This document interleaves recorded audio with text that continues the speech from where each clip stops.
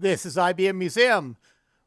Back, still sporting this IBM swag on screen. And in this case, it's a blue t-shirt. And it's the white lettering vertically of that graphical logo from IBM. And I'll provide the link again for the site that sells this IBM merchandise. It's authentic IBM merchandise, and the t-shirts are actually below $15 USD, and the that ball cap is below $10 USD. So there's lots of other products there. It's just not limited to clothing or anything like that. There's office supplies. I think it's affiliated with Staples, the office supply chain that's in the United States. And there's lots of products there, so I'll provide that link once again for that. But on this video, I'm back with going through and wanting to put on the 2 to 14 megabyte memory expansion adapter. And I have the latest version, just like the question was phrased on the comp.sys.ibm.ps2.hardware news group. And so I'm going to go through. I'll get off screen, get turned around, and get kind of pointing at what I'm going to do and going through the process of getting the reference diskette in there and go from there. Okay, and I do have one of the adapters down here that's unpopulated, just to kind of show what we're going through, which adapter it is.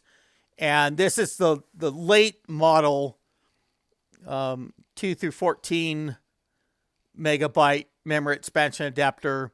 And this is the one that has that EEPROM in the corner. It's got the components that are populating between the SIM sockets. And I have a board, and it's actually populated up with the Kingston modules that are the KTM-4000/M70. So it's like, I think Kingston intended them for use on something like these adapters. Those are 4 megabyte modules, and they are 80 nanoseconds. All the PD selections there are filled.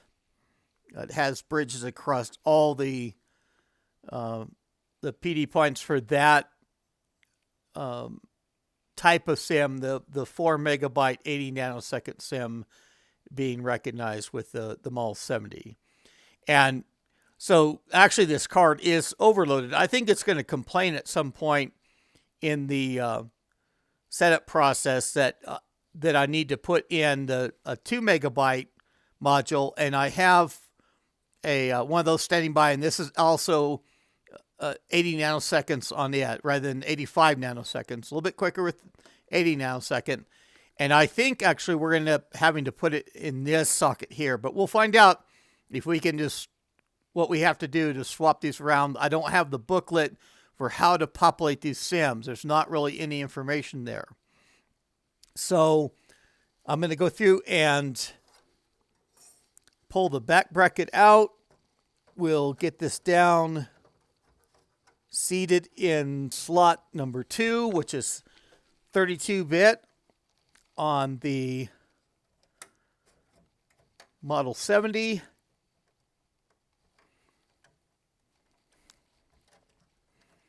Just have to make sure, and you don't want to put pressure where you're not supposed to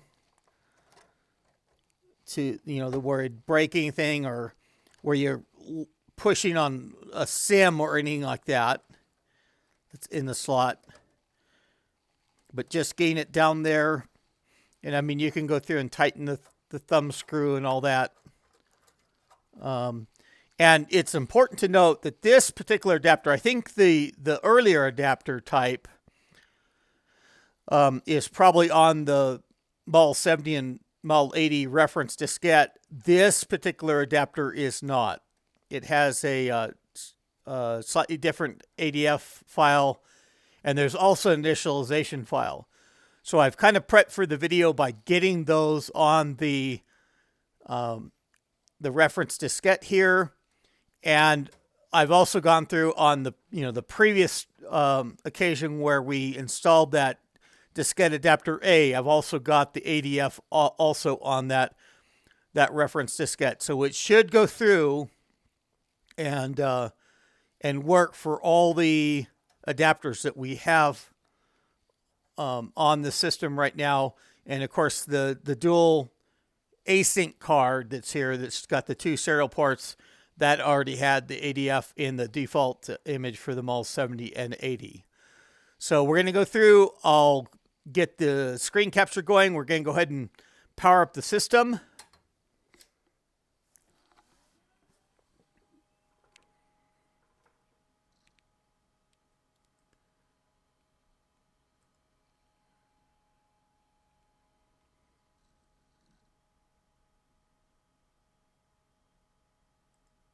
Okay.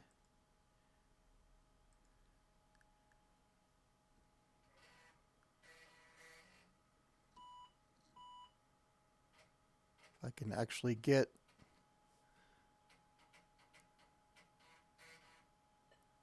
okay. So let me get a hold of the keyboard.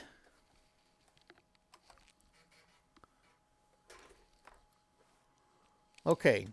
And we're going to go through and automatically configure the system.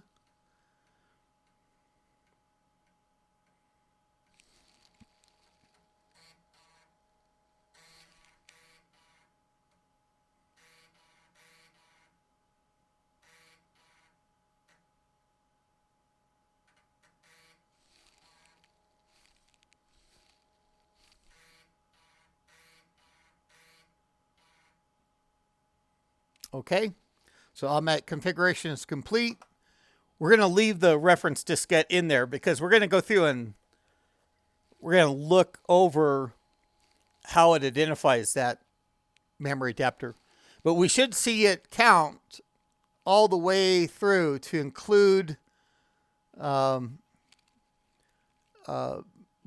14 megabyte being added to the additional 8 megabyte on the system.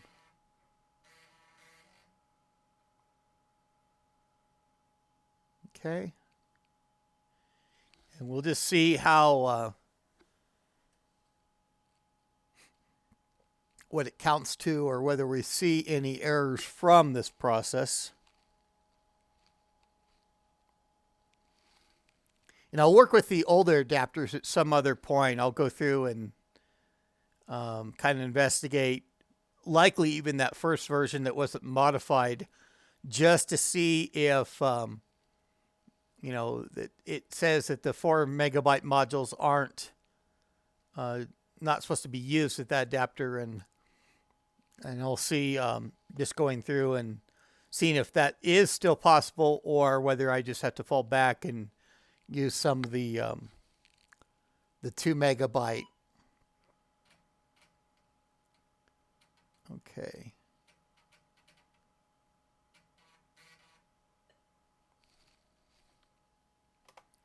And supposedly, if you have one of these adapters in there with the that has the EEPROM chip, it runs the. It's also to run a one of the older adapters better by that. So you can actually have 2 adapter boards in there in 32-bit slots with memory on each adapter. Okay. And I'm just wanting to view the configuration. Okay, so it's gone to just using 8 megabyte of that. Okay, so it's installed memory. It's got the as 18 megabyte. And then, oh, excuse me. That's 8 megabyte on the system planar. I had to put on my glasses. And then usable memory of 16 megabyte. Installed memory. I want to go down and see how it lists that adapter. Okay. Enabled memory. And identifies all the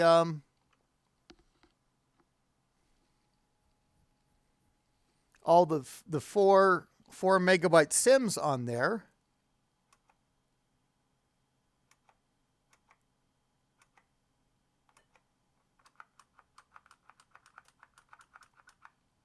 I don't know. I'll have to read up. We may have to use that bypass one problem routine just to get through where we can see all that memory on the adapter, because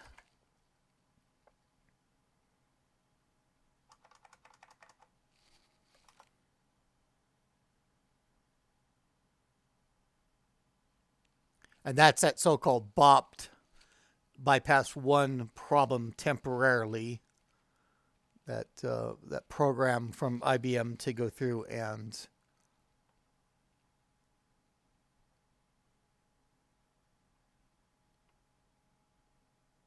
okay.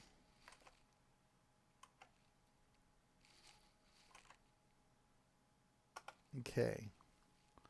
So press enter to restart the computer.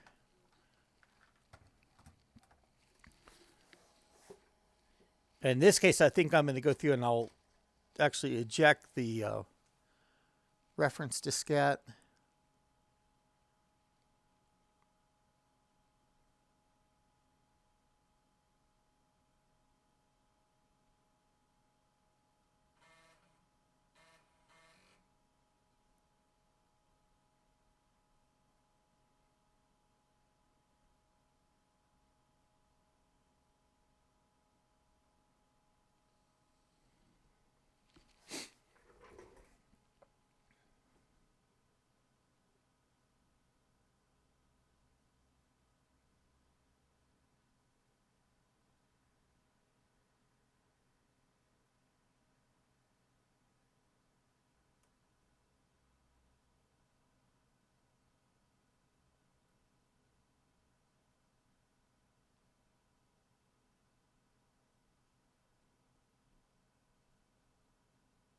So it's going to go through and count to that 16 megabyte again, I think.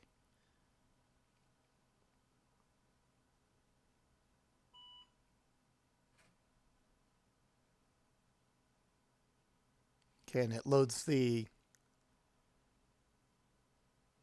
driver. And that it's interesting that in this instance, it didn't complain. And I don't have the 4869 external diskette drive connected right now.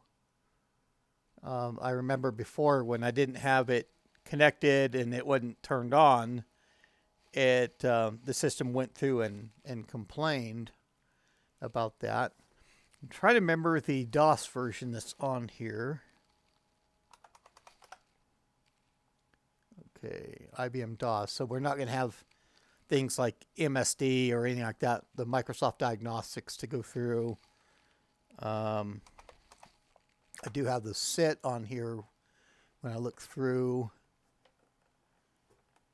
in a previous. And we may need to, we may get to see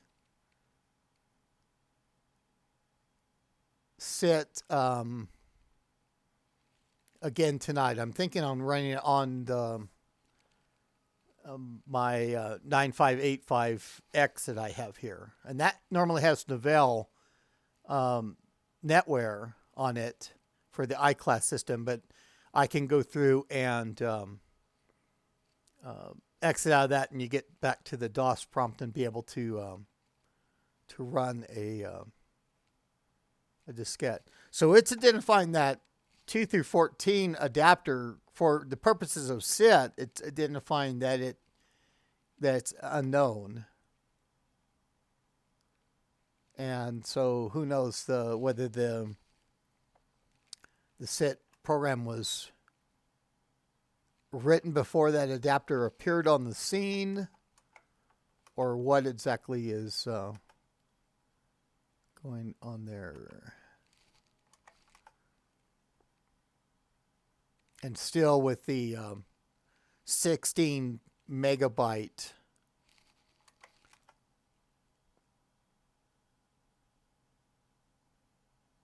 limitation. So we may still have another video that we have to go through for the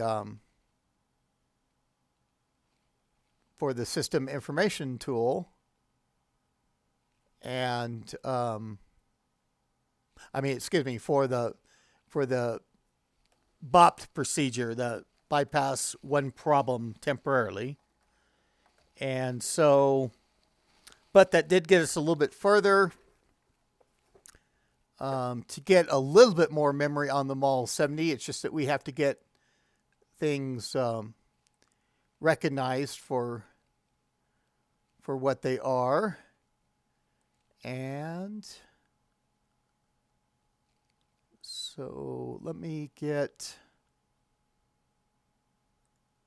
move things around to where I can get back on the screen.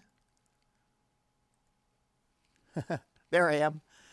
And so that's just a little bit further in that process of sticking the adapter in. We had all 4 megabyte modules in there, although I don't think the adapter will, when we run the BOP process, I don't think it'll be happy with that. We'll have to change those out to recognize that full 14 megabyte on that adapter. And so I'll study that BOP process and be back with that once I have a solution to where we can get a little bit further and get more of the memory of that adapter recognized. But if you do like this content, click on that like button. Please subscribe to my channel for more content like this. And as I say, probably for the next video, I'll run through and see if I can do that system information tool, or SIT, on my Model 85, and we'll see what all that shows. And my Model 85 being that it actually has an info panel on it, and that didn't come from the factory. Maybe one of the only Model 85Xs out there that has an info panel on it. But we'll see what is reported under SIT for that, and whether it recognizes that info panel being installed or not. But this is IBM Museum. That's all I have for now. Thank you.